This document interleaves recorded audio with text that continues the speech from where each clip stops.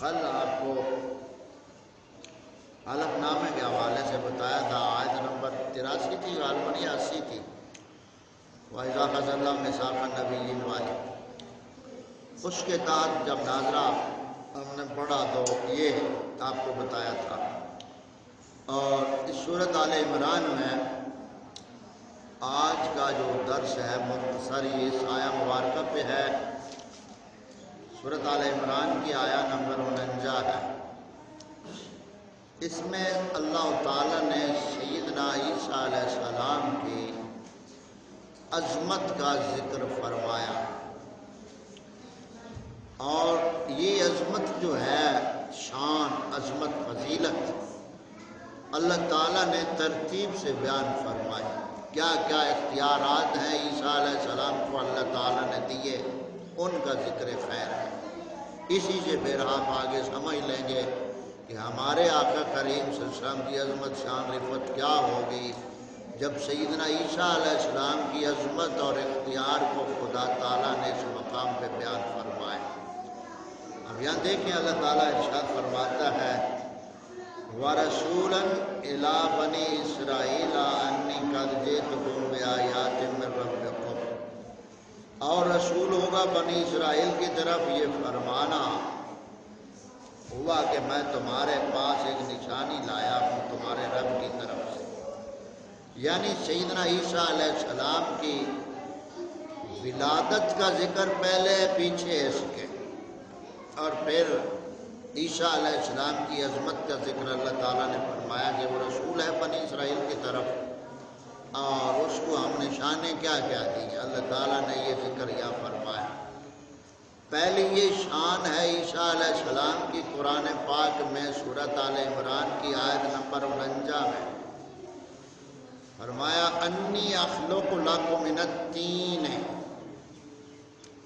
بے شک میں پیدا کرتا ہوں، لفظی ترجمہ بھی بے شک میں پیدا کرتا ہوں، اخلق کو پیدا کرتا ہوں، بے شک میں تمہارے لیے بناتا ہوں۔ یعنی قوم اپنی کو حضرت عیسیٰ علیہ السلام خطاب فرماتے ہوئے اپنی شان خدا داد کا ذکر کر رہے ہیں۔ انی اخلق لکم من الطین، بے شک میں تمہارے لیے مٹی کی مورت بناتا ہوں، یعنی مٹی کا پرندہ بناتا ہوں تمہارے لیے، پیدا کرتا ہوں۔ انی اخلق کو، بے شک میں پیدا کرتا ہوں۔ تو پیدا کرنا صفت کام کس کا ہے؟ اللہ تعالیٰ کا۔ پیدا کرنا، تخلیق کرنا کس کا کام ہے؟ اللہ تعالیٰ کا۔ تو وہی شان اللہ تعالیٰ نے عیسیٰ علیہ السلام کو عطا فرمائی۔ عیسیٰ علیہ السلام مخلوق ہیں اور خدا تعالیٰ خالق ہیں، لیکن خالق نے وہی صفت اپنے نبی عیسیٰ علیہ السلام کے لیے ذکر فرما دی۔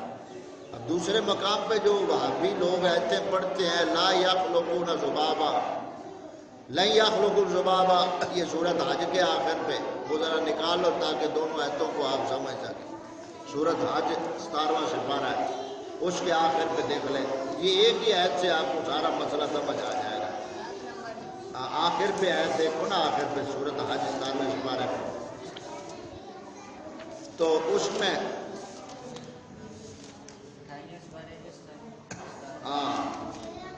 آیت نمبر 73 دیکھ لیں آخر پہ، نکال لی۔ اب یہاں دیکھیں یا ایھا الناس ضرب مثل فاستمعوا لہ ان الذین تدعون من دون اللہ لن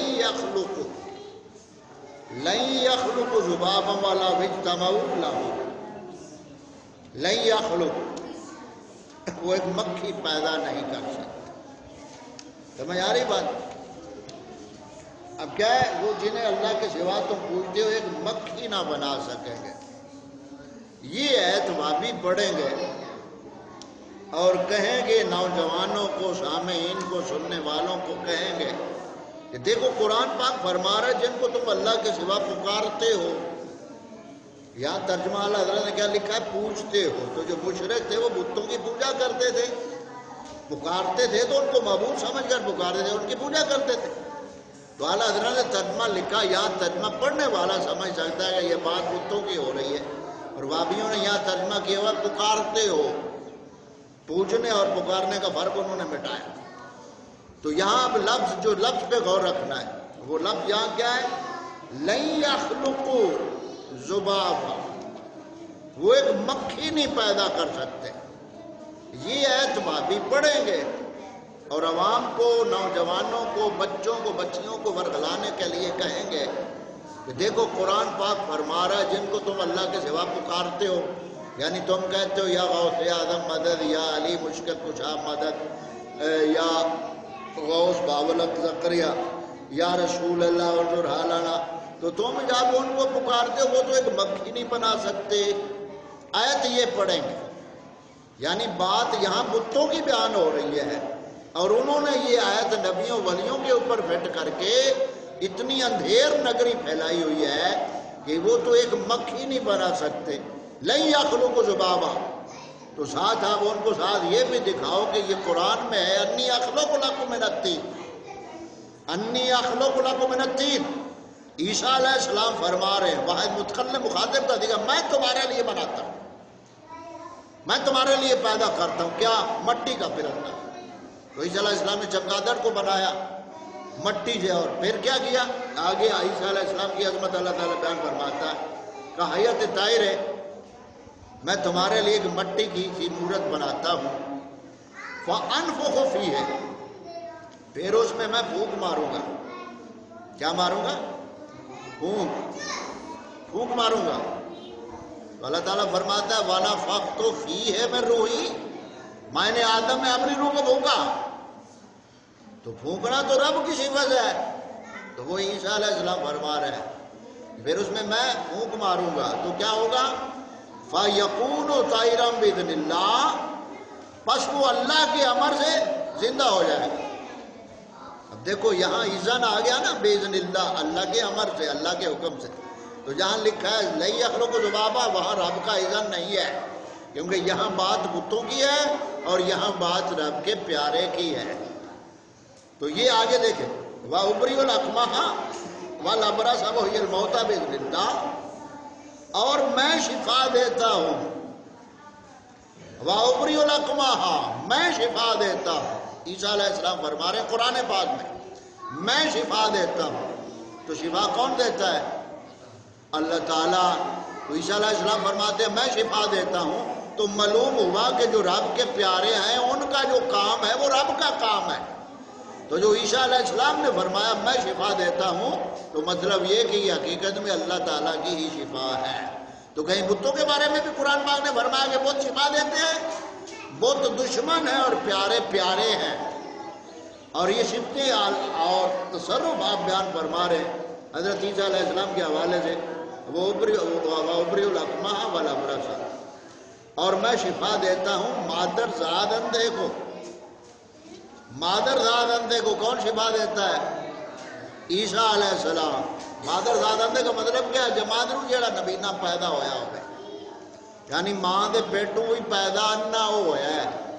تو عیسیٰ علیہ السلام فرما دے میں شفا دینا اور ان کو اکھاں دیاں گا، اکھاں دینا۔ یہ ساری صفتیں خدا تعالیٰ کی ہیں، اور خدا تعالیٰ نے اپنے پیارے کو بھی عطا کی ہیں۔ فرق یہ ہے کہ پیاروں کے لیے عطا ہے اور دشمنوں کے لیے عطا نہیں ہوتی، یہی عطا ہم ماننے والے ہیں۔ اور پھر آگے دیکھیں وَأُحْيِي الْمَوْتَىٰ، اور میں مردے زندہ کرتا ہوں، اور میں مردے زندہ کرتا ہوں۔ تو مردوں کو کون زندہ کرے گا؟ کون کرتا ہے؟ اللہ تعالیٰ۔ تو عیسیٰ علیہ السلام فرما رہے ہیں میں زندہ کرتا ہوں، تو یہاں عطا ہے۔ آگے فرمایا وَأُنَبِّئُكُم بِمَا تَأْكُلُونَ وَمَا تَدَّخِرُونَ فِي بُيُوتِكُمْ، آگے فرماتے ہیں اور میں تمہیں بتاتا ہوں جو تم کھاتے ہو۔ یعنی آپ کے پاس جو لوگ آتے تھے اور بچے آپ کے پاس آتے تھے تو آپ ان کو بتاتے تھے کہ تمہاری والدہ نے تمہارے لیے کھانا گھر میں فلاں جگہ چھپا کر رکھا ہے۔ تو وہ بچے واپس جاتے، جہاں عیسیٰ علیہ السلام نے بتایا ہوتا وہی کھانا پڑا ہوتا تو اٹھا کر کھا لیتے۔ اور فرماتے میں بتاتا ہوں تم کیا کھاتے ہو یا کیا کھا کر آئے ہو، یعنی پیٹوں میں کیا ہے تم نے کھایا۔ آپ فرماتے میں وہ بھی بتاتا ہوں۔ یہ تمام شان عظمت فضیلت کس کی ہے؟ عیسیٰ علیہ السلام کی۔ آگے اللہ تعالیٰ نے فرمایا اس عظمت شان کو مانے گا کون؟ جو مومن ہوگا۔ آخر پہ یہ فرما دیا، فرمایا اِنَّ فِي ذَلِكَ لَآيَاتٍ لَكُمْ إِن كُنتُم مُؤْمِنِينَ، بے شک ان باتوں میں تمہارے لیے بڑی نشانی ہے اگر تم ایمان رکھتے ہو۔ تو معلوم ہوا نبیوں کی عظمت کو ماننے والا سنی مومن ہو سکتا ہے اور کوئی بدبخت عظمت کو مان سکتا نہیں۔